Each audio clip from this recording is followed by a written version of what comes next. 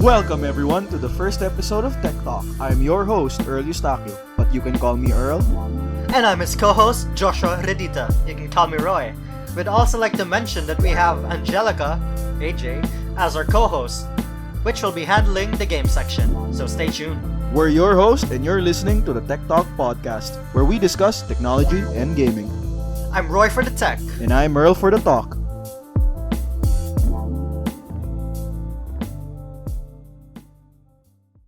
So, we're still in the middle of the pandemic.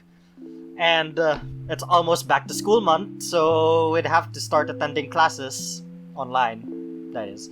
So, we'd have to rev up those slow internet connections. Come on, internet.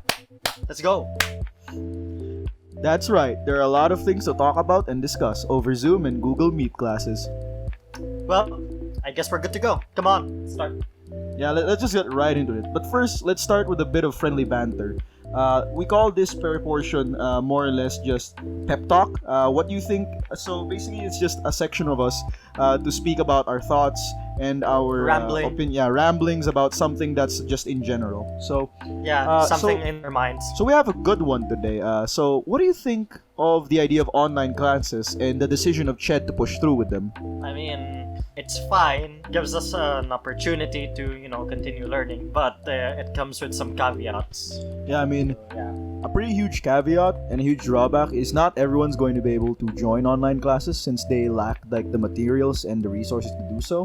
So they're more or less forced to have to enroll next school year. But for the people who do have the resources, this is a pretty good way to pursue our studies from the safety of our homes. As you know, coronavirus is very bad and it's keeping us in our homes, but we'll always keep our chin ups knowing that we can continue learning from the comfort of our homes. Nice. Well, personally, I think that a lot of this will do us a lot of good because aside from learning from the safety of our homes, it'll give us something to do so that we avoid wandering in our minds. Because sometimes you know the feeling, Roy, of when you're just stuck in your head and you start thinking of the worst case scenarios or you think about outrageous things. Yeah. It gets a bit, let's just say, it gets really sad sometimes. Yeah, sometimes your head thinks of the most ludicrous things that just make you sad. It's almost as if we're hardwired to upset ourselves.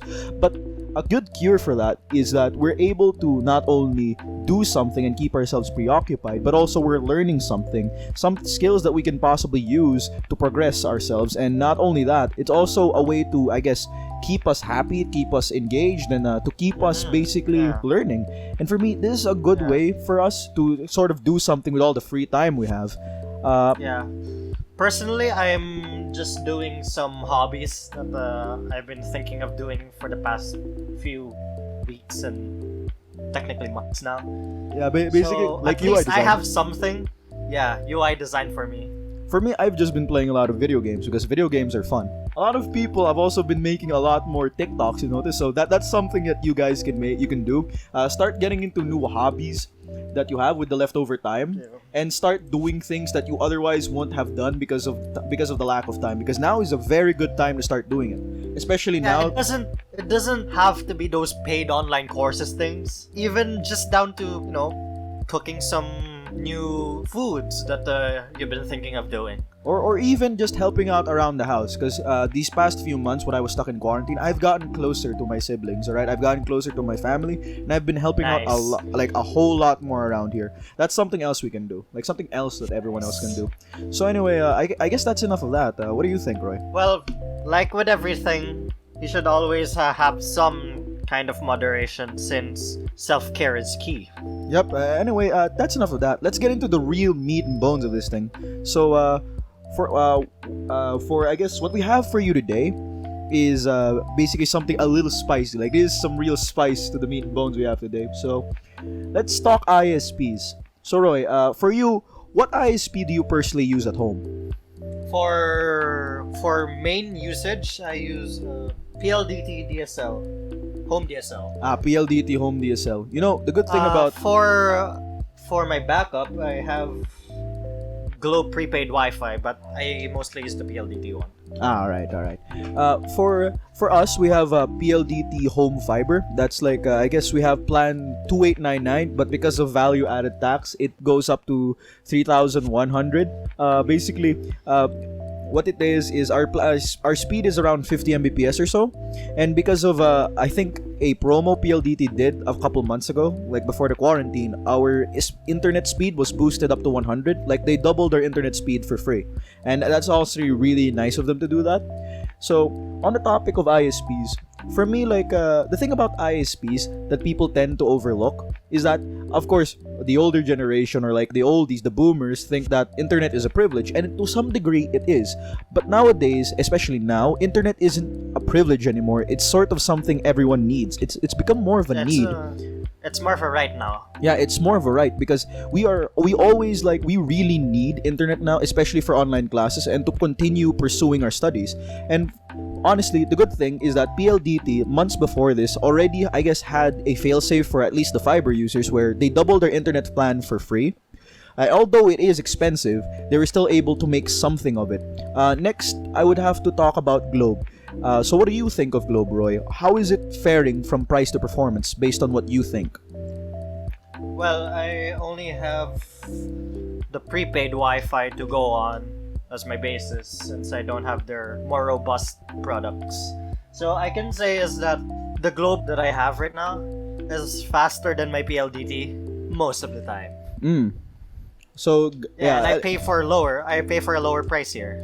So that's sort of a thing. So that's sort of the thing with PLDT though. Like when it comes to the DSL plans, it's not as of course it's cheaper than of course sometimes the fiber plan. But when I actually looked at their website, the fiber plans are more or less on par with the DSL plans. So if any it's of you, just cheaper. Sometimes the fiber plan is cheaper. In fact, the fiber is cheaper. yeah, it is. So the thing about DSL, the salt is coming. Yep. Yeah, just calm down, dude. Right? We don't want to get in trouble here. So the thing about DSL, what it has over fiber is that even if your internet for DSL goes down, you can still use like the handset. You can still use the phone. But with fiber, it's a different story. Because if you don't have internet, at the same time you can't use the phone, and sometimes there's network downtime. The major thing that fiber has over DSL is that it is way more consistent. That means you won't have as much problems with lag, and you won't have as much problems with like speed's more consistent. Yeah, with speed, download, upload speeds. Yeah, and the problem with DSL is that it's very inconsistent. Sometimes, all right, back then before I switched to and mind you, this is just my opinion and just my experience. When I switched to DSL, I can tell you when I first went to DSL, sorry, not switch to DSL. When I first had DSL, like before we switched to fiber and everything, the thing about DSL is that yes, we can still use the phone. It wasn't a problem. But when it came to internet, and mind you, there are 5 of us at home. Like there are 5 of us using around, I guess, 6 or 7 gadgets. Like that amounts to like 10 gadgets in total for all of us. And I can tell you this: whenever we would like use whenever we would try to get a video call or download something, ang bagal sobra ng internet, bro. Like pag sa DSL ang bagal sobra. Back then, it didn't help na 5 Mbps lang kami. Tapos naglolokohan pa kami na, oy guys, tag-iisang Mbps lang tayo. Only use 1 Mbps. yun yung inside joke dito sa bahay namin. So, like yun yung problema talaga ng DSL. Pero ito yung in fairness sa DSL. In fairness sa DSL, kapag mag-isa ka lang, kayang-kaya mo gamitin kasi mas consistent siya pag mag-isa ka kaysa kapag marami kang taong kahati. Yung problema ko nga, ang dami yung kahati usually. So, yung kwento dito is, yung kaya kami nag-switch sa fiber is because yung nanay ko, I guess nainis siya from how the DSL was performing, so she decided to switch to fiber, and so far none of us have complained ever since. I would highly recommend PLDT's fiber plans, and if you want something a little bit like if you're more of the handset side, you don't really use internet that much but you still need it, go ahead and go for the DSL plans.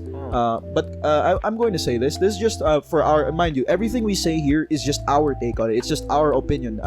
We're just more or less, the only thing that we cite as facts is how the performance goes, or like how consistent each performance is, but we're not exactly citing like what our opinions, like when we start actually comparing one ISP to another as fact, right? It's just our opinion, but what is fact is their performance. That's a given. Yeah, that's a given. Their performance is what we're citing as factor, especially for PLDT, since I've been a long time PLDT subscriber. All right, I'm just citing my experience and basically my my whole story with this thing. So compared to Globe, I would say that Globe has an edge when it comes to prepaid plans, because it's way more widely available for them. Like they have a bigger and cheaper. Yeah, And they have cheaper. I can attest to that. Yeah, they have like a bigger like they have a bigger rope to cast around. Since the prepaid Wi-Fi makes it so that you can have internet almost anywhere, all you need is just an outlet or a power source for like their prepaid like routers. And when it comes, I'm not really sure about their fiber plans though, Roy. What do you think of their fiber plans? As I can say, it's honestly just on par with PLDT. Yeah, more or less. No, with no data caps except for the base $12.99 per month one that they have. How much is the data cap actually? I would assume it's like 50 GB. 500 gigs for the $12.99 per month one. That's not bad, but I guess the problem with that is that if you're always going on YouTube, you're always playing online games or going on video calls, you're gonna burn through that in a month, no problem. Yeah, that's why I think it's the cheapest option that they have, because the rest of their plans don't have a data cap at all. Also, I'm gonna just say a conspiracy theory here, alright? But actually, let's not call it a conspiracy theory, it's actually a real thing. Back then, when PLDT Fiber was new, they actually had something similar, where you could pay for around, I guess the same price, like 1299, 1399, I don't really remember. But you would pay the same price to have 50 Mbps of internet, but it was capped at around 100 GB. And I think it was for the same price. But ever since then, they removed it. So now, if you want, now everything. Let me guess. It's Converge. They offered something really competitive and they forced. Yeah, because of They forced Converge. them. Like I'm not sure, we don't know the whole story, but basically we have a hunch, like a feeling. This is just our opinion, mind you, that when Converge, like this new big dog, entered the pen, like entered the playing field, PLDT had to like remove like the data cap plan and offer something more appealing to like their subscribers or to the people who want PLDT, which is for me a good decision. I mean, of course they will. I mean, if they didn't, it's basically like just letting go of customers. I mean, you wouldn't want that. Come on. Exactly. Who would want that? So the good thing about this is that since PLDT and Globe have a new competitor, like they actually have competition, which is healthy for a business, mind you. The thing about the fiber plans of PLDT is now there is no data cap for any of them. Even the lowest plan, which is around 20 Mbps, has no data cap. Alright? And mind you, I'm not even sure if 20 Mbps is the lowest plan. So now let's talk about like pretty much the big elephant in the room, Converge. And I can tell you this much. The thing about Converge, like this is factual. For its price, it offers really, really good performance. Like for what you would normally pay, for this is just an observation of mine, alright? What you would, and I'm not going to cite this as fact, let me just make that clear, alright? Please don't sue me, alright? Bruh. please Okay, don't. shoot. Come on, shoot. Alright, so what you would pay for PLDT and Globe, like let's say, of course, you would pay 2899 for PLDT, like PLDT's highest plan. If you were to offer that amount of money to Converge, you would get something much, much better, or something much better in terms of performance. And I can tell you this, Converge was fiber ready in our area, and I haven't even heard about it until I did proper research. And I can tell you this, the guy who actually, like the CEO of Converge, actually rose to becoming a billionaire. Like he's now one of the biggest billionaires in the Philippines, if I remember. And I can tell you this, I really admire the fact that his whole story was he spent everything, like he actually risked a lot just for him to be able to actually put Converge up, or he actually invested in Converge. And it paid off tremendously, because look at him now. I mean, for me, like it's a good ideal that he instills. You know, like if you don't take a risk, if you never take risks, you're never going to get a reward. So everyone out there listening, make sure to always don't be afraid to risk things to get a good reward. There are always failures. I can tell you that. But if you don't try, you'll never succeed. True. And the thing about Converge is, aside from its cheap price to performance, is it's actually really reliable. But I guess sometimes with pretty much every fiber internet there's sometimes network downtime where basically the ISPs have to maintain their lines. And what I really like about Converge is the fact that their customer service is really good. Like nowadays, remember the thing about PLDT is not a lot of people are there to respond anymore. But when it comes to Converge's customer service, more or less expect an immediate answer. At least this was before like the pandemic hit. At least that's what I know with Converge. And a good thing is that, but I guess the one problem I have like with Converge is that the router sometimes is unstable but they have probably already fixed that issue because I've read a couple reviews online that the thing about Converge is that a lot of them complain that after like 2 or 3 days of continuous internet use, suddenly the internet would go away. And for like I think 1 week at a time, it wouldn't come back until then. So when they would call back, they actually sent 2 technicians to this guy's house. Like, this is a review I read, and they saw that the router was miswired. So that means that it wasn't getting the signal that the ISPs were giving to the router, or it wasn't receiving like basically the internet juice, as I'd call it. It wasn't getting that internet juice. Yeah, so they had to like fix it, and it turns out it was just 2 wires out of place. 2 wires, but probably they already fixed it by now. Because honestly, I haven't seen many complaints about Converge. Yeah. The only thing that I would see as a complaint from them is customer support, but I mean, Globe and PLDT has the same problems anyway, so it's more of a neutral thing. True. Overall, I would say that in terms of reliability, I'm actually speaking from experience here. PLDT and Converge have been very good in terms of reliability. PLDT is a bit pricey for what it offers, and Converge offers really good price to performance. And for Globe, I wouldn't know because again, I don't have Globe, but I guess from the reviews I've read, people are saying that the fiber is a little inconsistent because sometimes they would disconnect randomly from calls. But I guess that's more or less it, you know? Yeah. So anyone out there, all right, we gave our hot take on the ISPs. Now it's since online classes is going to be upon us soon. Oh no, here comes online classes. Make sure to pick a good ISP. Make sure to pick up good internet if you can, and just hope for the best. Just hope for the best. All right, so I guess I guess we can ride this out. We can ride this out. Yeah, we can. That's all I got for today. So what about you, Roy? What do you got for us today, dude? I have this list. Ooh, a list. Ooh, a list. What do you got? Ooh, it's called Pilot. It's called apps for schoolwork. Yes. All right. It's for those this apps is gonna be really that you're useful. gonna need. This is gonna be really good. I can tell. Yeah, some of these are needs. Some of these are just nice to haves. So your mileage may vary. So. It may vary. Your mileage may vary. Results may vary. Yeah. Or in our case, your internet connection may vary. Okay, exactly. Let's go. First app, you must have this.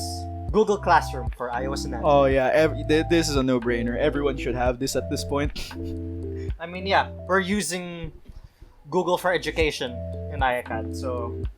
And it has been so reliable. It has been so reliable. Yeah. So, okay. What? So, Roy, care to enlighten us? What does this app offer to the table? Like, what does it bring to the table? I mean, what else? It's Google's learning management system that is it really, really good. I mean, I would say Google is really doing a good job when it comes to its like school-based app or its learning-based apps. Like especially from the services they offer and the reliability it gives. G Suite. It's G Suite. Yeah, exactly, dude. Good. Especially for teachers and students, it's made things so much easier for them. Especially now that again the pandemic hit, like the big C hit. The big C. All right. So go on, Roy. What else you got?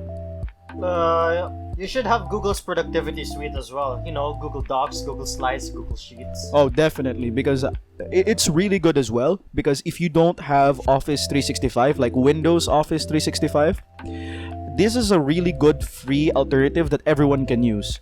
It's especially really, really useful for people who don't have like the money to spare for like Windows Office.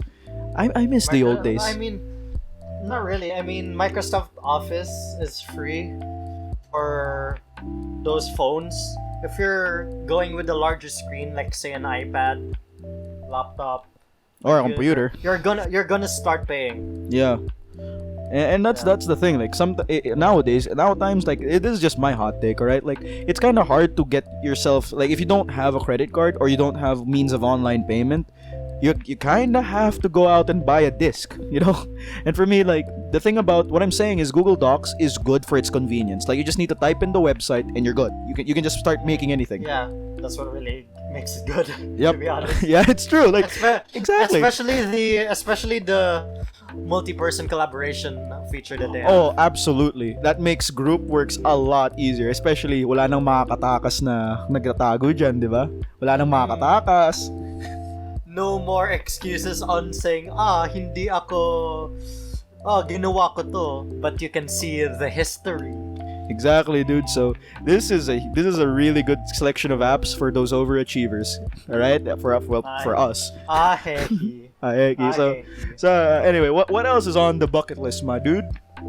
Okay, the next app or apps would diverge a bit from this list because this entire list is apps that are free, no in-app purchases, and no ads. Oh, so this will diverge for a bit.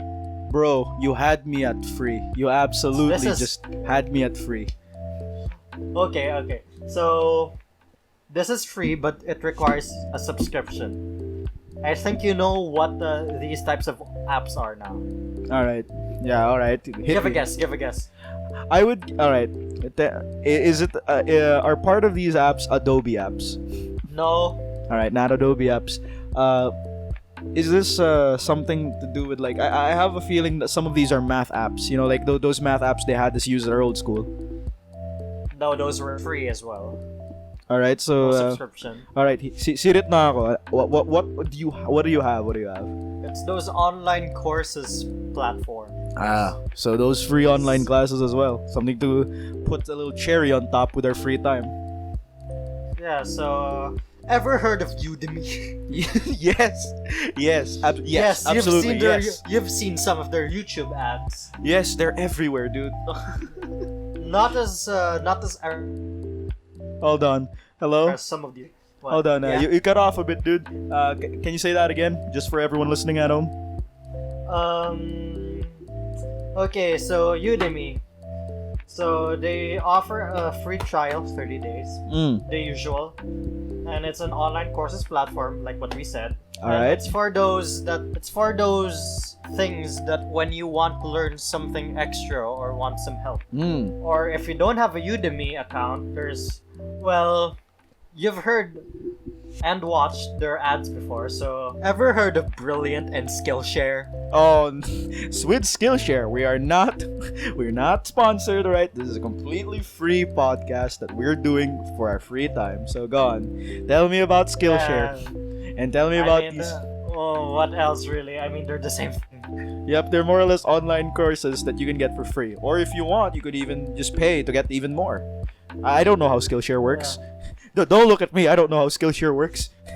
The same thing. It's a free trial. If you want more, you have to pay a subscription. Oh, absolutely. Well, if it's a bi-yearly thing, then yeah, for all yearly means, thing. Yeah, if it's a yearly thing, sorry, it's worth it if you think about it. Especially if you're going to be using it, especially for like certain things, like especially for programming for the software engineering students, drawing for the multimedia students or whatever it is they do over there, or even just, I guess probably.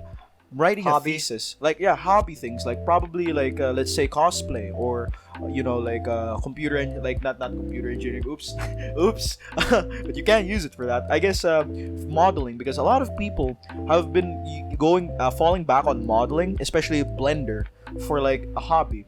And the good thing about this is that you can also learn more about leisure things. And I heard that there's a rumor that you can also learn. There's also people uploading gameplay. Like for example, if you want to get better at League of Legends or something, you could probably do it at Skillshare. But that's just a rumor, right? I'm not sure if it's true. I don't have an account in those platforms. I do have a Udacity account, but only the free ones. All right. So what else you got for us? Let's see. Ooh, Microsoft Math Solver. Math Solver. All right. So it's a math app. Go on. Yeah, so I mean, it says so on the app. It's a mathematics problem solver app. And what you do is see that math problem, point your camera at it and it'll solve it for you. Oh, dude, that this is the future, dude. This is Cyberpunk 2044. Bro. Isn't it 2077? Yeah, I'm sorry, dude. Anyway. I keep missing Anyway, unlike Mathway, they actually don't put the step-by-step solutions behind the paywall, so nice. Yeah, alright, there's no paywall. You had me at no paywall. As long as there's never a paywall, then you don't have any complaints from me. After all, it's free. Free, like free real estate. Exactly. But real estate ain't free. Alright. Nice. So, Nice. Roy, how would you possibly use like this math app? Because I could personally like name a few things. I guess probably I would use them, especially for me. I struggle a little bit with math, and sometimes I still have to do it with my hands before before I actually get the answer. I would personally find this like really useful, especially if like you don't wanna, or like if you don't have the symbols available on your phone and you don't have to go looking for them anymore. You just have to take a picture, point your camera at them, like that's all you have to do. I mean, for its actual use, it's just really for those math courses. Yeah, it's really helpful because of the solutions. Yeah, the solutions, absolutely, dude. Yeah. Like, does it show you how it got the solution though? Yeah, Oh, okay. that's why it's called step by step. Dude, that is big. Like a lot of other math related apps out there would have you pay first before they show you the solution. That's always been my problem. Like, they show you how you got this, like it shows you how They just show the answer. They just show the answer. Yeah, they just show the answer, and it's like, Well, yeah, that's the answer, but how? yeah, it's How? like, We don't really care much about the answer. We care more about the how. So parang magic lang nila, bro. Magic, whoa, dude. it's like going to a video tutorial demonstrating how to bake a cake, but all it just shows is the finished product. Yeah, it's like, hey, I got this cake. How did you make it? Secret. Secret. It's a secret. You gotta pay me $5 first. Well, speaking of which, let's go to another app, also free, as Alright. usual. GeoGebra. Oh, this one. This It's for one's familiar. graphing. It's for graphing. This is the Yeah. one we used at our old school. Oh, I have fond memories of this one. I kind of don't want to remember them. Yeah. It's like GeoGebra. I remember like our teacher for like our math teacher for like when we had this app. She was the type of teacher, like, I won't say names, but I will say this, when she was like, guys, don't be afraid to ask questions, okay? In fact, it would be better if you did, because if you asked questions, it means that you are listening, and I would be happy to answer you. But as soon as you would ask a simple question or ask her a question, she would get mad and say, "But hindi ka nakikinig? Ilang beses ko na to in-explain." Hey. So it's kind of a double-edged blade. It's like you're playing a roulette, like you're gambling. All right? Yeah. That's great. Fun times. Yeah, absolutely, dude. Priceless, absolutely priceless. So basically, GeoGebra is for the graphing courses out there. Yeah, it's when for you those need graphs. when you need those graphs. When you need What those else? graphs. I mean, When what you need else those would graphs. you use the graphs for? Like, especially for those people who are in math-related courses, or just people who need it in general.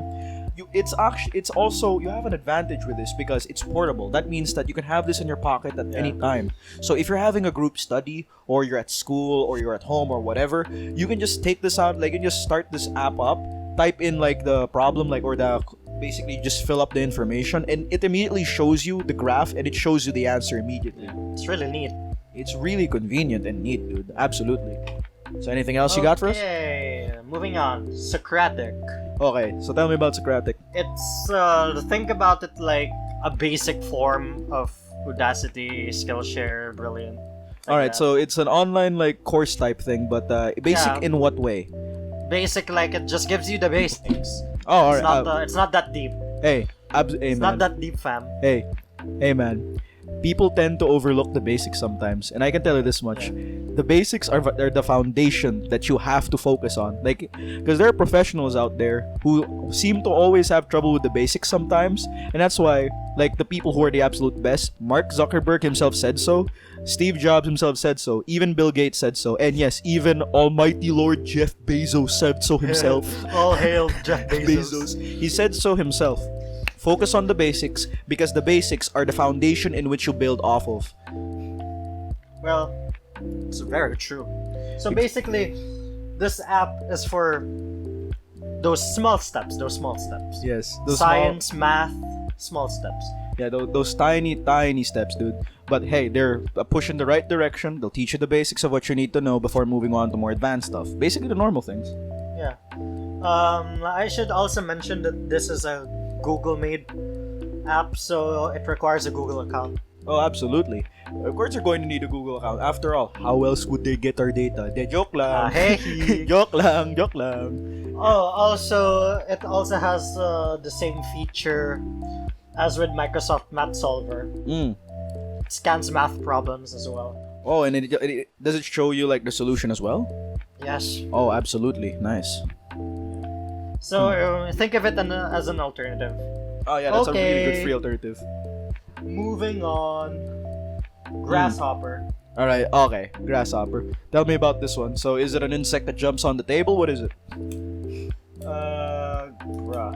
Okay, so it's a coding app. It's a learning app for coding. So, but it's only for JavaScript. So, Oh, it's for JavaScript. Hey. for those web devs out there, something cool. Yeah, absolutely. Something to just pick up and learn more about. Because, hey, JavaScript, like, I'm not going to say anything, but hey, JavaScript is absolutely necessary, and it's the future. Alright, so just tell me more about this. What else do we got? What else do we got for it? Well, it also just gives the basics. So, basics. Yeah, absolutely. Focus on the basics. Never forget your basics. Because if you forget that, the more advanced stuff is gonna look impossible in comparison. Absolutely.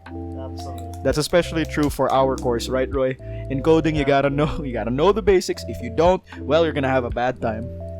Yeah. And Stack Overflow will just be there for days. Yeah, it's going to be there for days. But hey, you can't find everything you need at Stack Overflow. At least in my experience.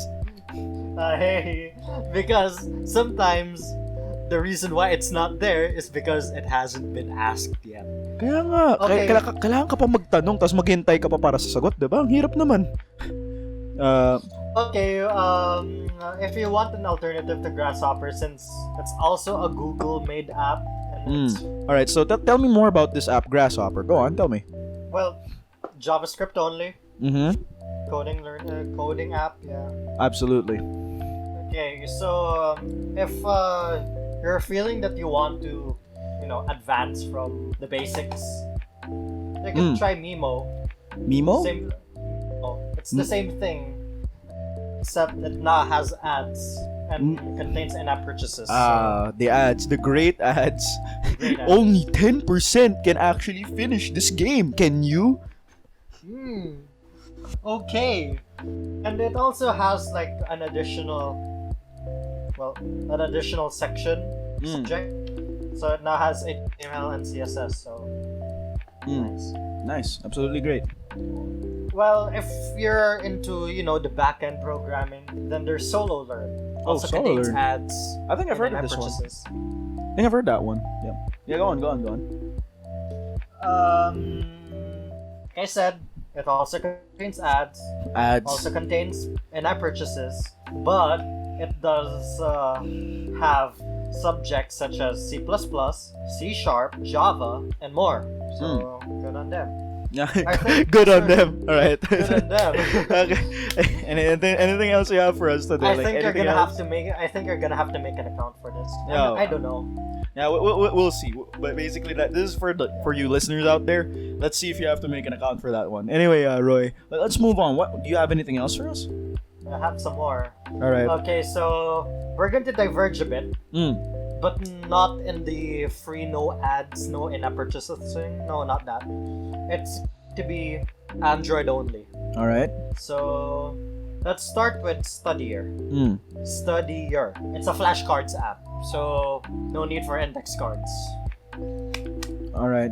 So it's flashcards. Okay, I can see that being really useful, especially if you forget things easily, like I can. All right. Like the thing about flashcards is that they're really useful for just remembering what you have to say, like that, like in a snap. I'm not sure if you heard my snap because my fingers are weak. All right.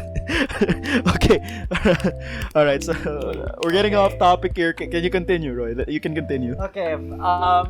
It's good for online class, but this where it shines is in face-to-face classes, because sometimes lodging in index cards may be something that you may not want, so maybe a digital version can help. It's completely free, but it's Android only, so so for all of you like iOS users out there, I'm so sorry. All right. But Android just got this app, and I guess that's fine. I guess, I mean, if you have like a Android device lying around, go ahead, download it, give it a try. Because honestly, for me, there are no drawbacks, absolutely none. All right, so no ads. yeah, no ads as well. Absolutely, that's a huge like attractive part for me. No ads, because I don't want to learn about this game that only 10% or 9% or 5% of people can finish. All right. All right. Okay, go on. moving on. Class up for Android. So it's a class organizer. All right. It has scheduling. It has a calendar. Oh, this app. one. I think I might need this one because I am very bad when it comes to time management, and most of the time, like, I often have to write things down or have to like set a reminder on my phone to make sure I don't forget. So I think I might give this one. I might look into this one. I think there's something that you'll probably want even more. All right. Okay, you say that like, okay, all right. What is it? I think you'll love it. God, oh my, oh my. This is a safe for work. This is a safe for work podcast, Roy. All right, go on. Continue. You can put your class schedule in. Oh, sweet. Absolutely. Because oftentimes, like, when I'm going out buying 7-Eleven, this was before the pandemic, I would sometimes have trouble keeping track of time if I didn't bring my wristwatch that day. And I have to keep, if you're holding a lot of things like food, you have to take your hand into your pocket and check the time manually, and it's kind of hard for me. So I guess a notification would do. Yeah, I mean, well, you're in luck because it has a reminders and an alarm functionality. Oh, nice. And I assume you can sync this up with your smartwatch to make things even easier. I don't know if they have. Wait, I think they do. I mean, for if it's notifications. yeah, for notifications, yeah. It absolutely will. All right, and that's all you really need. That's all I needed to hear. Nice. Okay. All right, so go on. Moving on, we have VFlap for Android. Okay. It's a document scanning app. And the positive is that it's not Adobe. It's not. Hey, whoa. All right. It may not. Be all right. Let's. So go on. Tell me more about it. Tell me more about it. It's a document scanning app.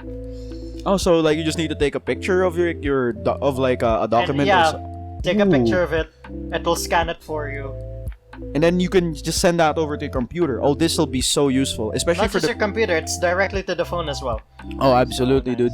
Because, all right, this is really useful, especially for people who don't have like printers with scanners in them, like built-in scanners. Because now it's even more convenient for you to just take a picture of your take a picture of the document itself, like a clear picture, and it'll automatically scan it for you, which is, in my opinion, much more convenient than having to go to the library, go to a place that does scan, and then you have to bring like a flash drive or send it over to your email. This is way more convenient because you can do it almost anywhere, definitely.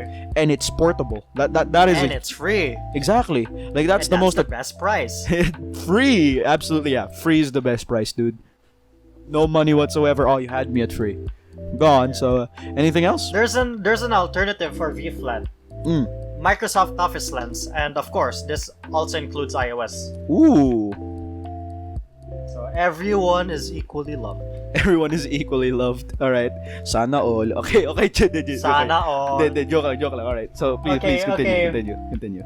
And the final app before moving on to another subsection that I want to talk about. It's Xodo.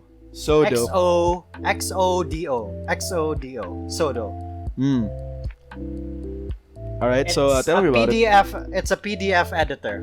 Oh, okay. So that means you can actually edit PDFs when you open them. Yeah.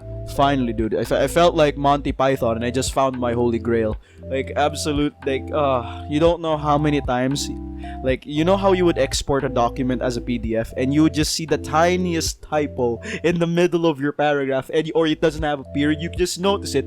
So that means you gotta delete the PDF, go back to your documents, and then you have to edit it from there and then export it again as a PDF. This makes it so that you can actually just edit it on the spot without having to delete it anymore or go on to the original document. You know what I mean? Yeah, definitely. And it also has, aside from being a PDF editor, you can also sign PDF documents with it without having to pay, unlike Adobe Acrobat. So it's a good free alternative. Nice.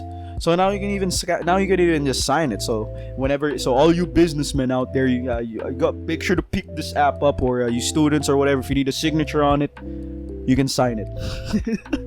So anyway, is that anything else? Anything else?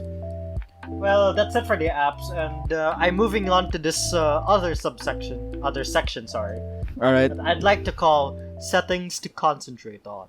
All right. So you can focus. Focus, absolutely. I have a hard time focusing. I mean, I'm just for the okay, not for the record, but honestly, I have the attention span of a child. Okay, it's hard for me to focus on one thing at a time. Look, a cookie. Cookie. All right. Sorry. Go on. So go on. Right. Tell me more. Okay, so we're going to be looking at the settings on your phone, iOS and Android, that would help you concentrate. I think I know. Keep you away from your phone. All right. I'm gonna take a guess here, Roy. That one of them is actually focus mode for the phone, isn't it? Yes, it's definitely the focus mode. All right. Okay. So that's 1 point for me. All right. That's that's a I'm writing it on board right now. Okay. That's 1 point for me. 0 for Roy. Joke lang. Okay. Go. I heard that. All right. Go on, Roy. Tell me. So go on. Start. You can start. Go on. Okay. So for iOS. Oh wait. Oops. I have a software update for iOS 14 public beta 3. Mamaya mo na yan update. Go on. We got people waiting on us. Okay. So if you're on iOS, go to settings and then navigate to screen time. All right. So okay, I'm going to take a guess what this does. Does this show you the data of how much time you spend on your screen or on specific apps? Yeah. Oh, screen on. All right, so screen on and the apps. So what other features does it have? Okay, so aside from the daily average graph that you have, it's the most predominant thing it has on that page. There's some features here as well. So there's downtime, which you can schedule time away from your screen. There's app limits, self-explanatory. You set time limits. Communication limits, well, self-explanatory, except it's for your contacts now. Always allowed, well, it's the apps that you want to always allow. Don't go abusing it.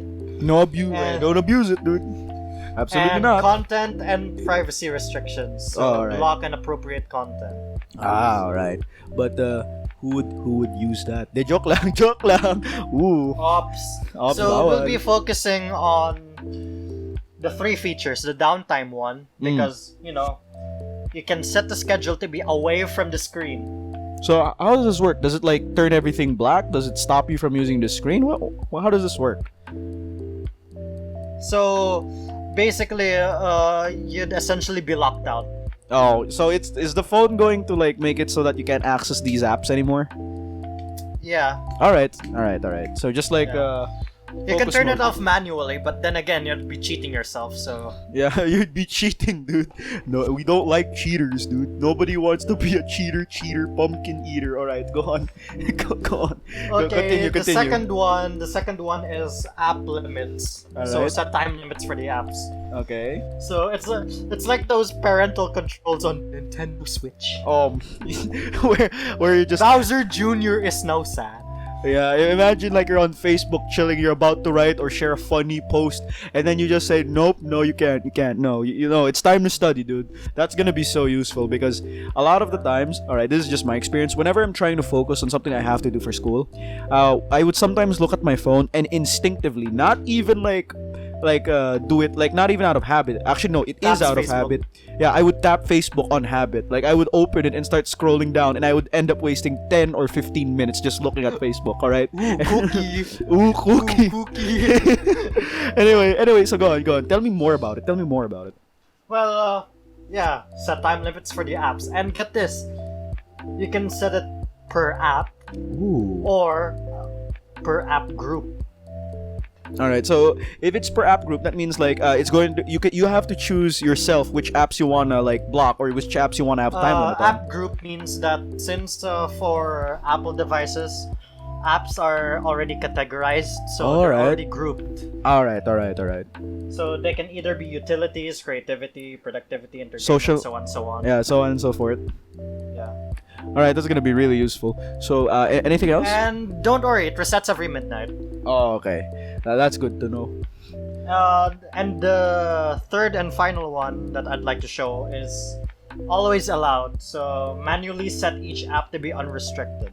Oh, absolutely. Because sometimes the app that you really need may not be in the app group that you want. So I guess it's something to look after. Yeah, it's something to look for, So, anything else? Well, that's it for the Android. Let's move on to the Android side of things.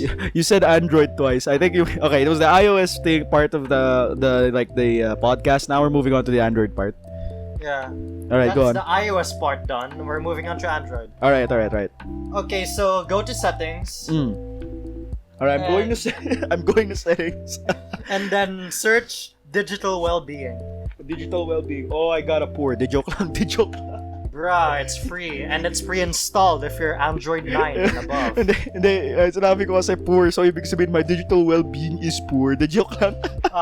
Bro. Go on. Big bawal. Alright. Okay, just like in the iOS. Oh my god, I have 10 hours on average on my phone. Uh-oh. Go on. Okay, so just like in the iOS version of their implementation, it shows a graph. It's a pie chart. Yeah, it says here most of my time is on entertainment apps. Go on.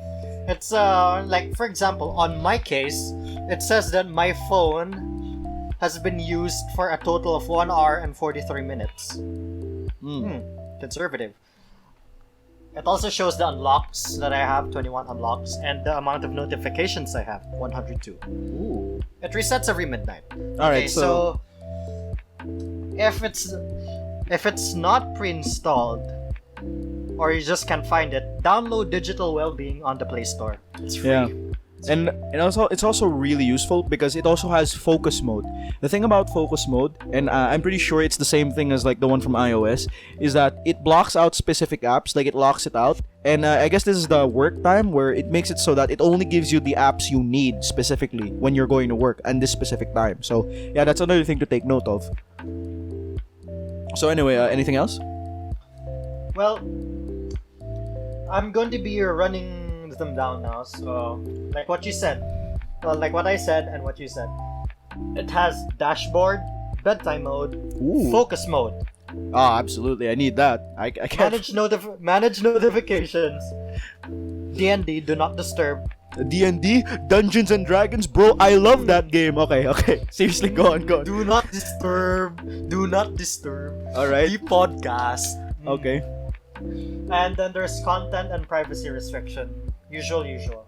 All right. But let's focus on the two. Dashboard. So you set a usage timer per app. It'll say when it's time to, back out. Oh, okay. It resets every midnight. Absolutely. So there's that. All right, that's gonna be useful for sure, especially if you end up messing up your sleep schedule, which is in fact a lot more possible now that you have so much free time because of the pandemic. Now you can make it so that you can get back your sleep schedule and get back on track. And then there's focus mode. So like what we said earlier, you pause each app that you don't need, and you can manually turn it on, or you can schedule when to turn it on. Ooh, okay. So neat. Well, that's all the time I have for Dot. All right, so moving on. This time, those are all of the apps you can use, especially and the good thing is they're free. They all have their specific uses.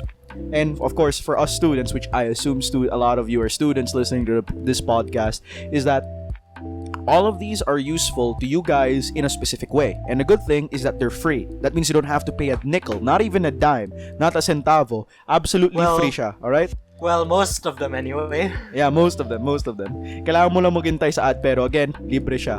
Okay? Yun yung importante. Basta ma-download. Alright? So, okay. So, moving on. This time, since again, we're in the middle of pandemic and online classes are on the horizon again. Here it comes. We're gonna be talking about laptop brands. Alright? So, when it comes to laptop brands, I'm I would say more of an Asus and more of like a Dell type of guy. You know what I mean? Like, because the thing that I like about Asus is that they're always reliable machines. They don't have as much problems with like their performance, and they're pretty good. Like for longevity, they're really hardy. Like these things I would describe them literally like bricks that do like calculations for you. Because I remember back then I had a friend who had an Asus laptop. It fell on the floor and everyone was like, oh no, it broke, and it was still on. All right, even though half the screen was cracked. Okay, it was still on. This thing was still on and it was still working. All right. He basically just said, it's fine. Yeah, he was like, no, I'm not going to die today. Alright? So, alright, but there's one problem with Asus. Alright, this is just based on my experience. Is the problem with Asus is that if you're not careful, the battery could overheat with, again, most laptops. That's already a given. But the problem with Asus is that there's actually a huge chance that the laptop might overheat and cause the whole thing to break. So, but again, that's a given, right? That's already a given. And when it comes to longevity, I guess probably like it starts to lag heavily after a while, because you know you're working, files upon files are stacking, you're taking up the memory of your computer, and if your processor is just medium range or not really that good, you're gonna start noticing it slowing down. That's the one problem I have with Asus, but you know it's again a given. But when it comes to these things like hardiness and longevity, Asus is a good brand to go for. Alright, now let's move on to... I forgot to also mention, Intel also makes laptops. Did you know that? Well, yeah. I did internship for Intel? For Intel? No, I did an internship. Oh, okay. I did an internship where they used Intel laptops. And also AMD laptops, like those also exist. So the good thing about Asus is that, but here's my problem with Asus. It can get pricey if you need the medium performance ones. It can get really pricey. Yeah, it can get really pricey. But again, that's a given. But the thing is, I guess the problem with with Asus is that aside from paying for the laptop itself, you're also paying for the brand. You know, like it's the brand you're also paying for. So you don't expect to get like a good price for what you're paying for sometimes, especially if you need the higher end ones, you know, like it's gonna get pricey, you know. Yeah. But again, that's just my opinion on these things, alright? These are not facts, these are just my opinion, alright? So now let's move on to Dell.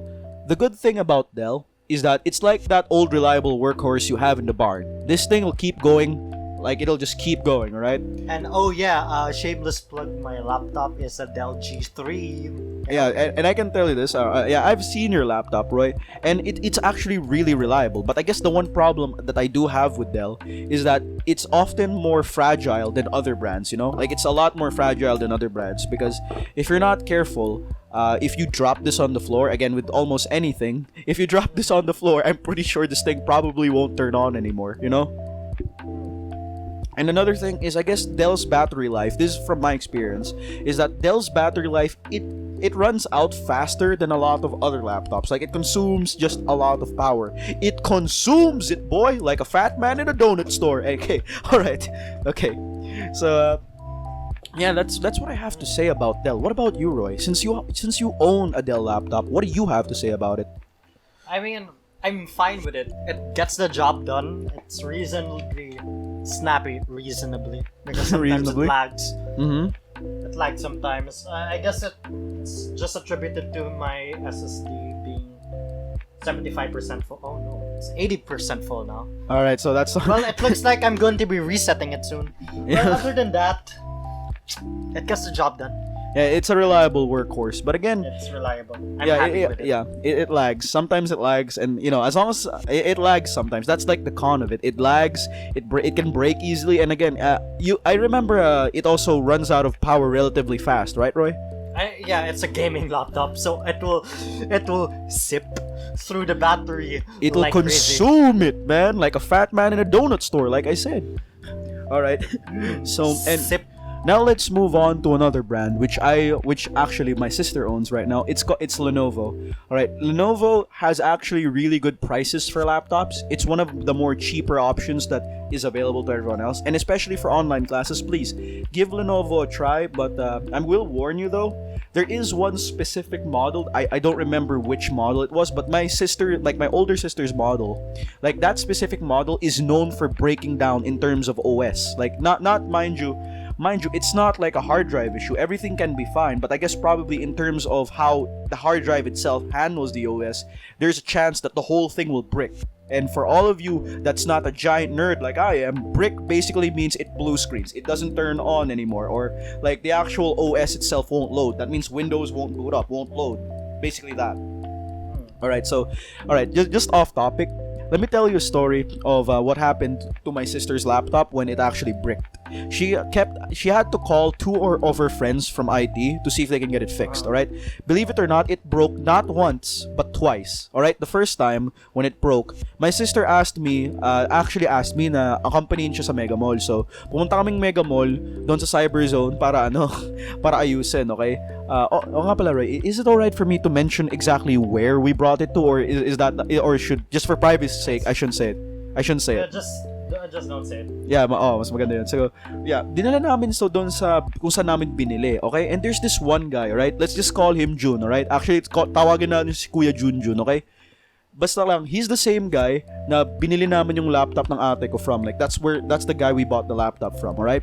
And mind you, this was before the actual quarantine. Like, this was almost before, like, we were going to go into ECQ, alright? Everyone was in Mega Mall like crazy, like, especially in Cyberzone.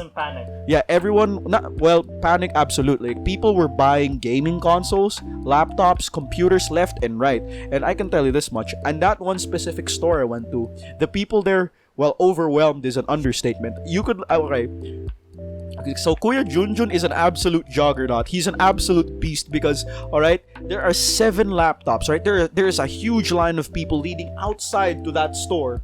And all of them are holding laptops. All of them want to pay for the laptops and get them set up. And you just see this one guy at the clerk, like the guy at the laptop section, like he's just this lone ranger, this lone soldier. Like there are 7 to 8 like laptops on his desk, and all of them are installing Windows 10, and all of them are configuring. All of them are basically prepping.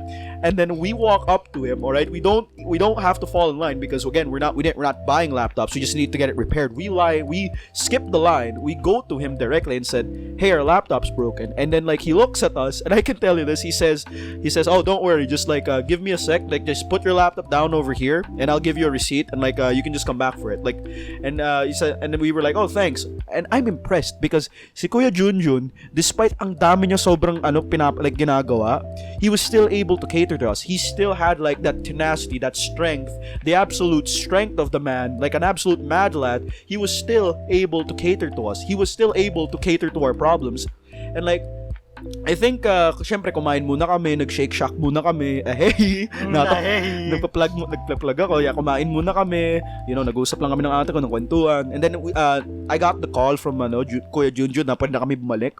So in-explain ni Kuya Junjun yung problema ng laptop ng ate ko. So the problem with her laptop is that the hard drive isn't properly processing the OS properly. So that's what caused it to brick because some of the key files went missing. So ang ginawa ni Kuya Junjun is he had to reinstall Windows 10 on her laptop, and he was able to do it so quickly. I think it was under 45 minutes, and he called us again. Like, nice. And then this time when I came back, he had 2 other people with him now. Like, it wasn't just him behind the counter anymore. There was like 2 other people. And I can tell you this. No longer the Lone Ranger. I can tell you this much. Like, we were more than satisfied with our service because he was kind enough to give my sister Photoshop. He was kind enough to give my sister to reinstall her Office 365 that she paid for absolutely free. And aside from that, he also gave her a bunch of other like free apps that she could use for work. But the important thing here is that he gave my sister Photoshop for free, mind you. All right.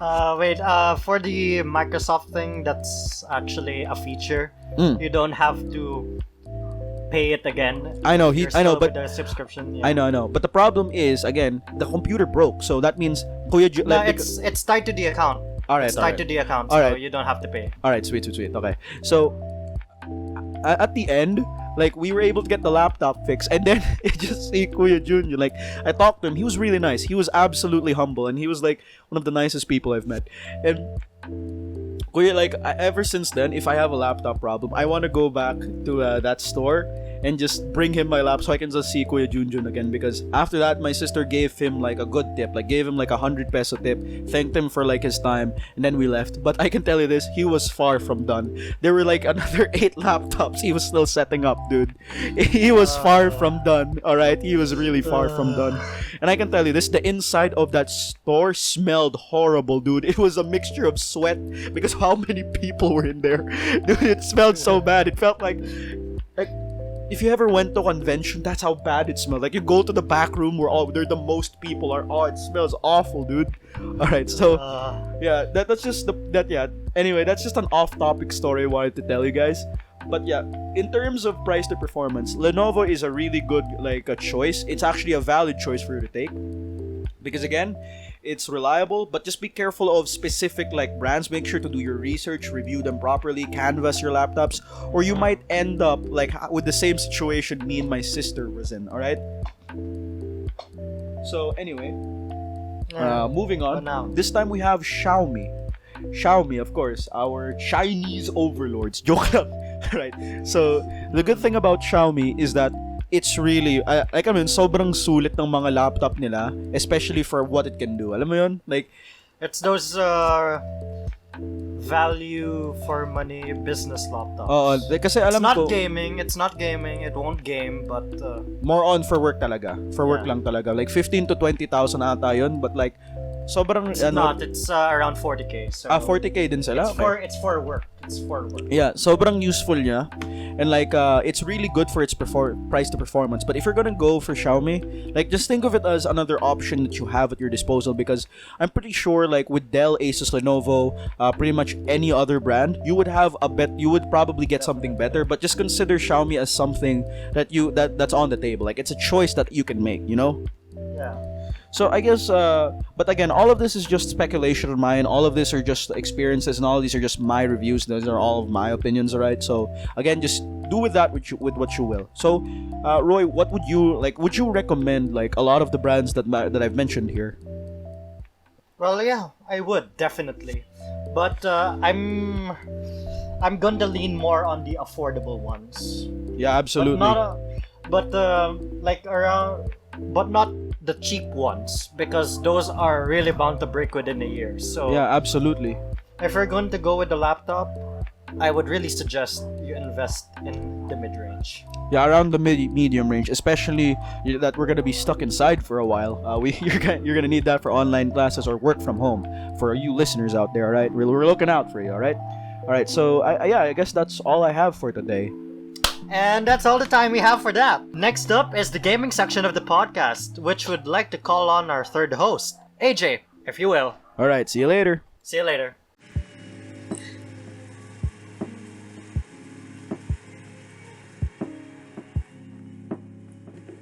Thanks, Roy. I'll handle the mushrooms from here.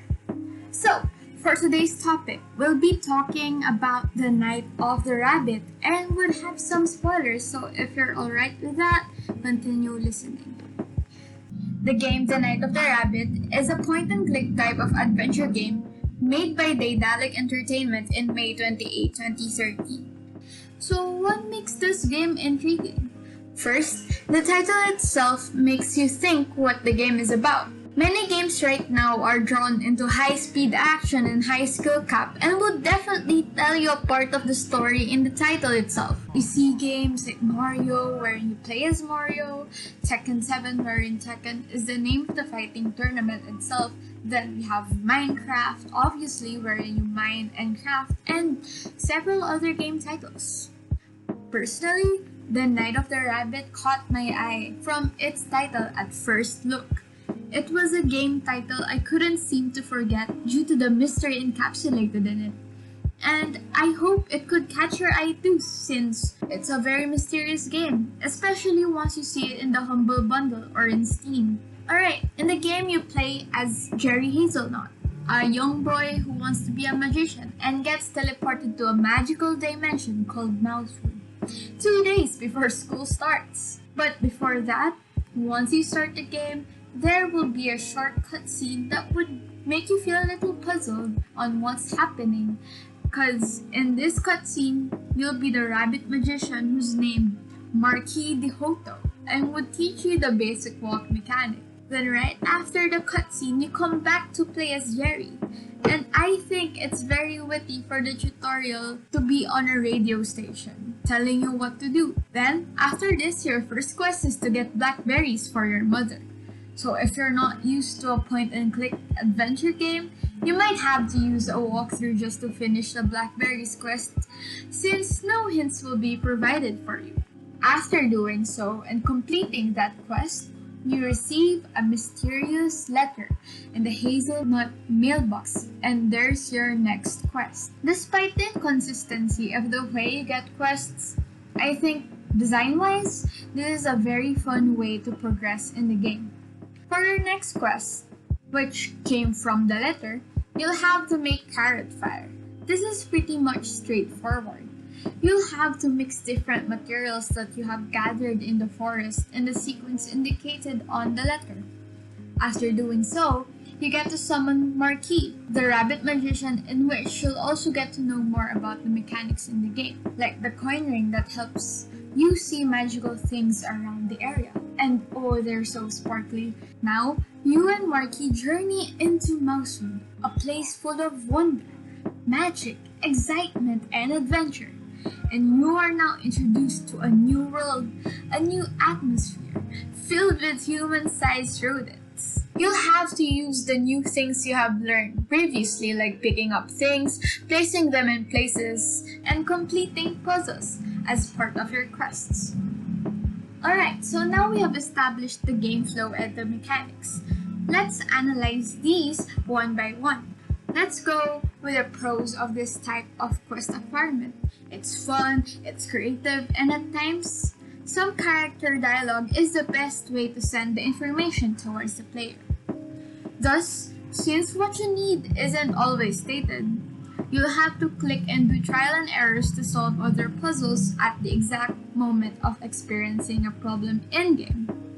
Additionally, and with all honesty, the game's puzzles aren't as logical as the games under the puzzle genre, though some of you might find it creative and interesting as well as very witty. Hints for puzzles are not clearly stated and will just remind you that Marty has told you this the last time. And is that even a hint? Other than the inconsistent way of delivering the problem towards the player, The Night of the Rabbit is a long game and might be enjoyable to some, especially to those of you who likes reading, since The Night of the Rabbit has a really long dialogue from time to time. And with its storybook type of aesthetics, it will be very comfortable to the eyes. But if you do not have the time to invest on this game, I'd advise you not to buy it anymore. Though despite the long gameplay and hours of playing it, it pays off at the middle part of the storyline. The theme gets darker as you progress, and the hours spent on this game pays off. Overall, The Night of the Rabbit is a very creative approach to puzzle games, despite the long gameplay and inability to give proper hints throughout puzzles, which might be really frustrating to some players. But with its nice and relaxing country-like atmosphere and storybook aesthetics, I'm sure all of you, or some of you, will enjoy The Night of the Rabbit as much as I did. Thanks for listening, and once again, it's me, Angelica, your game deconstructing fairy, signing off.